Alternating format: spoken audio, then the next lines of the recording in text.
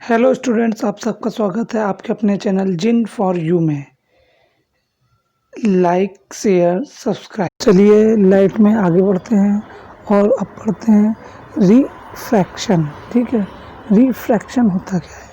जब लाइट एक मीडियम से दूसरे मीडियम में जाती है, ठीक है, तो थोड़ा सा बेंड हो जाती है, इसको ही बोला जाता है रिफ्रैक्शन। ठीक है, इसके बाद डिफिनेशन पढ़ लेते हैं। The deviation in the path of light when it passes from one medium to another.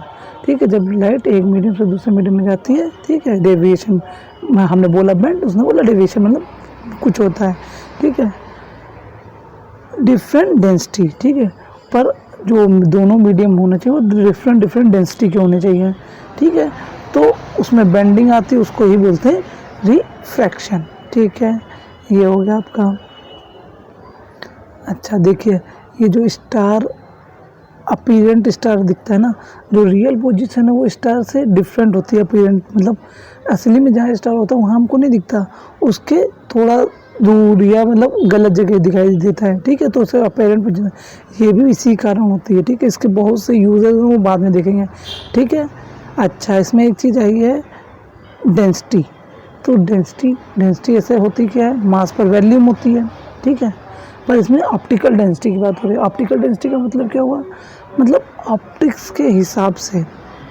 ठीक है, डेंसिटी मतलब जैसे हम कह सकते हैं लाइट, ठीक है, जिससे ट्रेवल कर सकती है, तो उसमें किसमें कितनी स्पीड रहती है उसके हिसाब से डेंसिटी एक तरह से बताई गई है। ठीक है, तो जैसे कि एयर है, एयर में बहुत तेज मूव करती है। ठीक है, फिर आ जाते हैं वाटर में उससे धीमे, ग्लास में उससे धीमे, और अदर मीडियम में उससे, तो उसके अकॉर्डिंग डेंसिटी बोला गया है। जिसमें लाइट जितने डिफ़िकल्टी से ट्रेवल करती है वो उतना ज़्यादा डेंस माना जाता है। ठीक है, तो ये हो गया। अब आपको समझ आ गया रिफ्रैक्शन क्या होता है। ठीक है, चलिए आगे देखते हैं। ये इस फिगर को समझते हैं मुझे।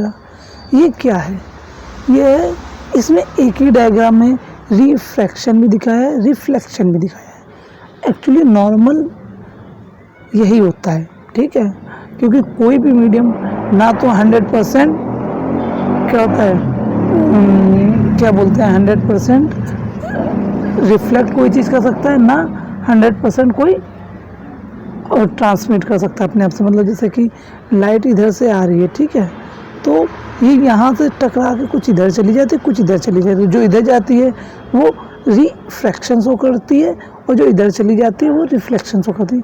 जैसे आपने नॉर्मल देखा होगा, ग्लास देखिए, ऐसे तो ग्लास से पास हो जाते हैं, पर फिर भी हम लोगों को पता चल जाता है बहुत बार कि ग्लास है। तो क्यों, कुछ लाइट, ठीक है, रिफ्लेक्टेड लाइट हमारी आंखों में आती है। ठीक है, तो उससे हम लोग पता कर लेते हैं।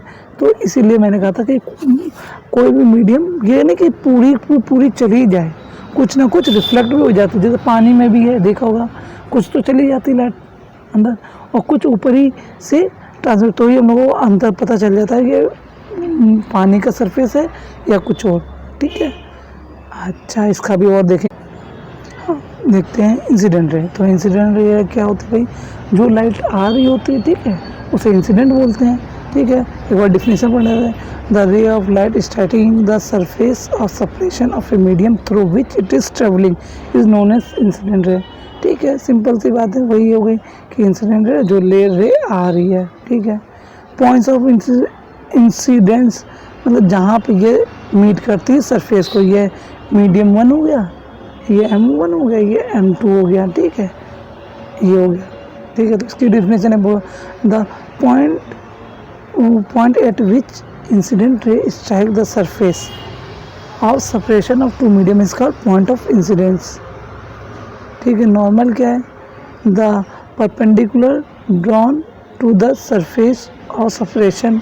ठीक है, परपेंडिकुलर जो ड्रॉ करते हैं लोग सरफेस ऑफ सेपरेशन पे, उसे ही ये है। देखिए ये है, ये मान लेते हैं नॉर्मल है हमारा। ठीक है, ये नॉर्मल है, ये लाइट आ रही है आपकी, ये जानी चाहिए थी ऐसे, पर वो जाती नहीं है, वो ऐसे जाती है। ठीक है, तो ये हो गया, तो ये जो है ये नॉर्मल हो गया। ठीक है, तो रिफ्लेक्टेड रे ओ आर ये है। ठीक है, ये भी यही है, the ray of light which travel into second medium ठीक है। When incident ray strike the surface of separation between 1 and 2 medium, ठीक है। जब इंसिडेंट रे फर्स्ट और सेकंड मीडियम को टकराती है तो रिफ्लेक्टेड रे सेकंड मीडियम में जाती है, यही बताया गया है, ठीक है। एंगल ऑफ इंसिडेंस, अब ये बिल्कुल छोटे छोटे हैं। नॉर्मल और इंसिडेंट रे जो एंगल बनाते हैं उसे बोलते हैं angle of incidence. Angle of refracted, तो रिफ्रैक्टेड रे और नॉर्मल जो बनाता है उसे एंगल ऑफ रिफ्लेक्शन बोलते हैं, ठीक है। लॉ ऑफ रिफ्लेक्शन, ये इम्पोर्टेंट है। लॉ ऑफ रिफ्लेक्शन ये क्या होता है भाई, देखिए वही पहला वाला नियम वही है जो रिफ्लेक्शन वाले में पढ़ा था, ठीक है। तो ये क्या है, incident ray, refracted ray and normal are lie in same plane, ठीक। सेकंड क्या है, सेकंड ये हो गया। सेकंड वाला बहुत इंपॉर्टेंट है, उसको स्नेल्स लॉ भी बोला जाता है। ये साइंटिस्ट इनके नाम पे रखा गया है, ठीक है। तो इन्होंने फार्मूला दिया था, इन्होंने कहा sine i by sine r equal to constant, ठीक है। उन्होंने कहा हमेशा जब भी ये फॉलो होगा रिफ्रैक्शन, ठीक है, तो उसमें जो इंसिडेंट एंगल है और रिफ्लेक्टेड एंगल है, ठीक है, उसके साइन, ठीक है, उनका साइन एंगल देखा जाएगा और रेशियो लिया जाएगा तो कांस्टेंट आएगा, ठीक है। इसी को स्नेल्स लॉ बोला जाता है, ठीक है। तो ये हो गया आपका, तो सिंपल सा।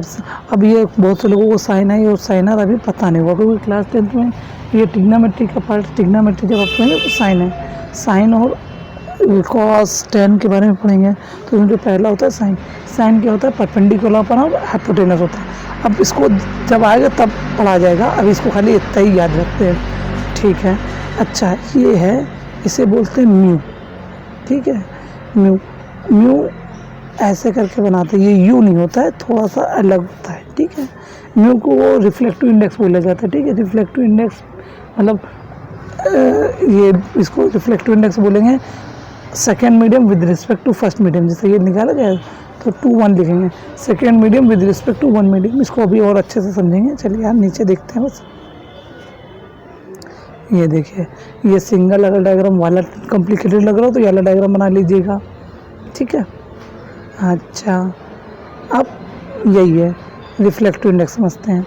रिफ्लेक्टिव इंडेक्स क्या है, अगर म्यू जी लिखा है, ठीक है, यहाँ एयर म्यू जी लिखा है, तो मतलब reflective index of glass with respect to air, जब ये कंडीशन तो ये है, ऊपर एयर आएगा, स्पीड ऑफ एयर, नीचे स्पीड ऑफ ग्लास, ठीक है।